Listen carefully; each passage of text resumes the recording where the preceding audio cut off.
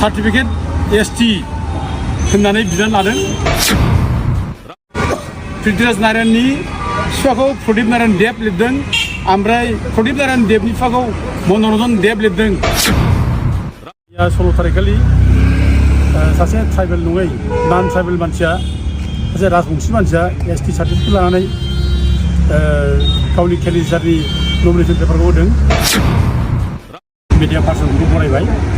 दा जों दिनै बड'लेण्ड जन सुरक्षा मन्च आरो अल बड'लेण्ड सिनियर सिटिजेन फराम, दा बिथांमोन जों ज' लोगो लानाय आरो रायजो राजाफोरखौ लोगो लानानै जोङो दिनै मोनसे कमप्लेन भुटाननि बुजानानै फैदों। बे नं 1 क'क्राझार ST पार्लामेन्टारि कन्स्टिटुन्सिनि बिथांजों जों दिनै कमप्लेन होदों। कमप्लेना जाहैबाय मैया 16 तारिखखालि सासे ट्राइबेल नङै नन ट्राइबेल मानसिया, सासे राजबंशी मानसिया ST सार्टिफिकेट लानानै गावनि केन्डिडेटनि नमिनेसन पेपारखौ होदों। दा बेनो जाहैबाय पृथ्वीराज नारायण देब। पृथ्वीराज नारायण देबआ बर' कसारि नङा, बे मेस नङा। दा बिनि गासिबो रेकर्डआव जोङो लाजोब्बाय। बिनि स्कुल रेकर्ड जायनाखि दं डन बस्क' फरायनाय, बे डन बस्क' स्कुल फरायनायाव बिनि टाइटेला मेस नङा, बिनि बिफायाबो मेस नङा।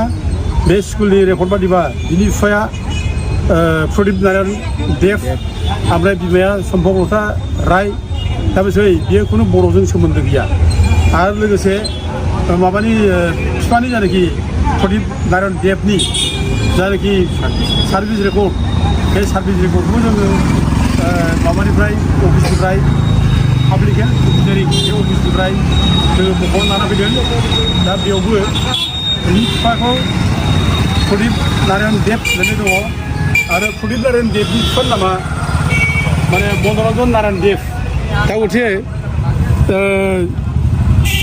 पृथ्वीराज नारायण देबनि बिफाबो नारायण देब, खुनु जेराव लिरनाय गैया। बिनि स्कुल जायनाखि एडमिट कार्ड बेयावबो गैया, ओमफ्राय बिफानि जायनाखि सार्भिस रेकर्ड बेयावबो गैया। ओमफ्राय लोगोसे जायनाखि बिनि हानि लेगिस्लेटार, हानि रेकर्ड जायनाखि जमाबन्दी, बे जमाबन्दी दाग नम्बर 526, ओमफ्राय बिनि साप्ता नम्बर 526, दाग नम्बर 889। दा बेयाव पृथ्वीराज नारायणनि बिफाखौ प्रदीप नारायण देब लिरदों, ओमफ्राय प्रदीप नारायण देबनि बिफाखौ मनरन्जन देब लिरदों। दा गथे बिनि जायनाखि जमाबन्दियावबो बेहा खुनु रेकर्ड गैया मेसनि, बेखायनो बे मेसजों खुनु सोमोन्दो गैया। आरो बिनि जायनाखि बिबै बिबौनि परिचयआवबो मेस गैया। दा बियो थगायनानै बे इलिगेल भाबै जे उइदिन माने आल्टारनेटिभ मटिभ बियो सार्टिफिकेट ST होननानै बिनानै लादों चिरां डिस्ट्रिक्टनिफ्राय। दा बेहा बर'फोरनि सायाव गाज्रि उद्देश्य दङ। बे बर'फोरखौ सोबख'नो नासयनो, बर'फोरखौ नाख्रेबनो बे उद्देश्य दं। बेखायनो बियो माने गाव मेस नङाब्लाबो मेस टाइटेल लिरदों। मेस टाइटेल लिरब्लानो बे सासे मेस नङि मानसिया बे मेस जायो, बे नङा। बे मेस टाइटेल नामाव लिरदों बियो, खिन्थु बिनि असे जायनाखि टाइटेल बे नारायण देब, आरो बिनि असे जायनाखि परिचय डकुमेन्ट जायनाखि जों मोनबाय बे राजबंशी, बेयाव रोखा रोखा लिरदों। आरो बे बिफानि सार्भिस रेकर्डआवनो रोखा रोखा दङ। बिफाखौ राजबंशी लिरखादों बिफाखौ, ओमफ्राय बिनि माबाखौ MOBC परिचया बिदिबो लिरखा दङ आरोखि। दा गथिखे बेहा मेस होननानै बुंनानै लानानै जे नं 5 क'क्राझार ST पार्लामेन्टारि कन्स्टिटुन्सियाव बे MP कन्टेस्ट खालामनो बेहा अधिकार गैया, राइट गैया। दा जों बेखौ दिनै आर'नाइ होनाय जाबाय, आरो जोङो बेखौ अलरेडि चिरां डिस्ट्रिक्टआवबो जों खुंनाय जाबाय। दा जोङो आर'आ जुदि माबा खार'नाव जुदि बिनि सार्टिफिकेटखौ आरो बिनि नमिनेसन पेपारखौ केन्सेल खालामाबा जों हाइकर्टसिमबो थांगोन, हाइकर्टआवबो जुजिगोन। जोङो रायजोफोरनो बुंनाय जायो, रायजोफोर जे बर'फोरखौ दिनै नाख्रेबनो थाखाय जायफोरा बोरै ओंखारबोगासिनो दं, बर'खौ जेरैबाबो नाख्रेबनो बर'फोरनि सुथुरा जोंनि बेरा बारगासिनो दङ। दा बेरा बारनाय बे जोंनि सुथुरफोरखौ जों हमथानांगोन।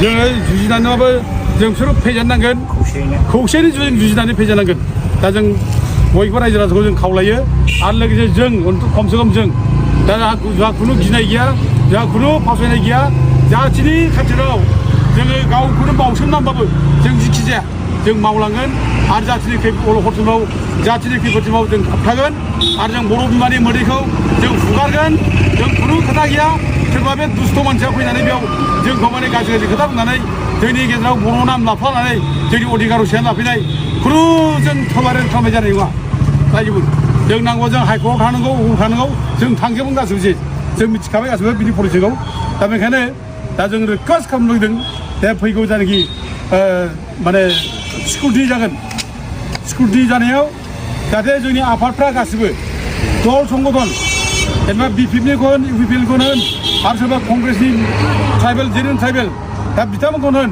बिथांमोना गासिबो बेखौ अफस खालामनांगोन बे माने बिनि नमिनेसन पेपारखौ केन्सेल खालामनांगौ होननानै बिथांमोना प्रटेस्ट खालामनांगोन जों बेखौ खावलायो आरो जोंबो बिथांमोननो जों गासिबो डकुमेन्टखौ जों हरजोबगोन जेरावबो रानना होजोबगोन दा जोंना आसा बेनो जे बर'फ्रा बयबो सिरि मोनगोन जिखि पार्टियाव थाया मानो जिखि हान्जायाव थाया मानो जोंनि हान्जाया देरसिन नङा जोंनि राजखान्थि हान्जाया जोंनि थाखाय देरसिन नङा जाथिया देरसिन आरो जाथिखौ बासायनो थाखाय जों बयबो जाथिनि इस्युआव नांथाबनांगोन जाथिनि समाजाव नांनांगोन आं बयखौबो नैबे जायनाखि इलेक्सन फैगौ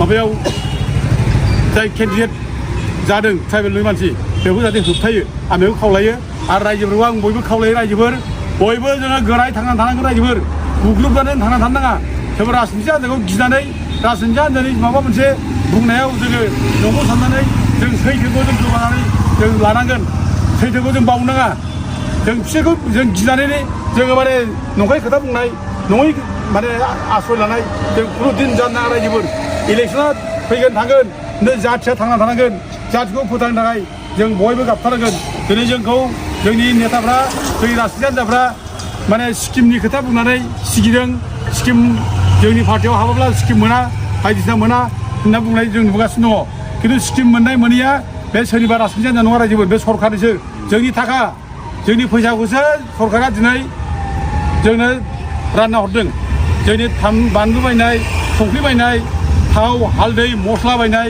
बायदिसिना साबोन बायनाय बेफोरनि जायनाखि टेक्स बे टेक्सनि फैसाखौनो दिनै माने आइबिएसनि स्किम बा अरुणाचल स्किम बायदिसिना स्किम खालामहरदों दा बे स्किमखौ लानानै जोंनि राजनिथि हान्जा जोंनि आइ आफाखौ मिसलेट खालामनो थगायनो गोहो गैया बेखायनो जोङो बुंदों रायजोफोर दा दिनै बर'आ अलखद गोलैबाय जों दिनै अलखदाव गोलैनाय समाव जों बयबो दिनै जाथिनि माने अलखदखौ गाबथानो थाखाय खौसे जानांगौ दिनै जोंनि बिटिसि मोनखानाय गोहो सिक्सजों लोगो बे जोबनो थांगासिनो दङ बे गैला दा गथिखे बेखौ गाबथानब्ला जों दिनै बे स्किम मोननाय मोनैखौ लानानै जोङो रायजो राजाफ्रा जों गोदावखौ जानो नाङा रायजोफोर बे स्किमखौ लानानै जों गिदिंनाङा जों फिथिंजानो नाङा रायजो राजाफ्रा जों गोरिब गुन्द्राफ्रा जों आदर्श गैजानो नाङा जों आदर्श दङ जों बे स्किमनि थाखाय जों रायजोखौ जाथिखौ फाननो हाया बेखायनो जोङो बयबो एकगत थाबाय फैगौ इलेक्सनाव बयबो जाहाथे बाहागो लायो आं बेखौ बयबो खावलायहरनाय जाबाय गोजोन्थों